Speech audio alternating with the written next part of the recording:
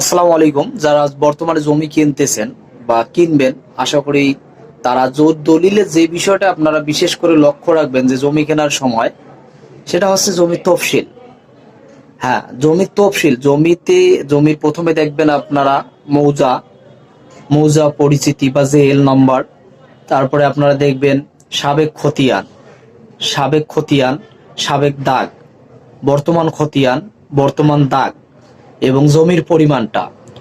আসলে এই বিষয়টা আপনারা সবাই মাথায় রাখবেন। যদি আপনার একটি দাগ নাম্বার ভুল হয়ে যায়, তার এর খেসারত কিন্তু অনেক বড় দিতে হয়। যারা আপনার কাছে জমি একবার বেচবে, তারা কিন্তু দ্বিতীয়বার কখনো আপনাকে রেজিস্ট্রি করে দিতে চাবে না। তারা অনেক বায়না ধরবে। এজন্য ভাই, কোনো জমি, বিশেষ করে জমি রেজিস্ট্রি করতে গিয়ে আপনারা কখনো তাড়াহুড়া করবেন না। আর আসলে যাকে জমিটা, যে মুহুরকি বা যে সরকারকে লিখতে দিবেন, তাকে সুন্দরভাবে আগেই লিখতে দিবেন। তাড়াহুড়া করার কোনো বিষয় না। আপনি মনে করেন অনেক কষ্ট করে, অনেক পয়সা দিয়ে একটা জমি ক্রয় করতেছেন, এটা যাতে ভুল না হয় সেদিকে আপনি খেয়াল রাখবেন। শুধু একজন মুহুরি বা সরকারের উপর আপনি নির্ভর হবেন না। আপনি নিজের চোখ দিয়ে নিজেও দেখে নেবেন। যদি আপনি নিজে না বোঝেন, কাউকে নিয়ে যাবেন, সে দেখবে।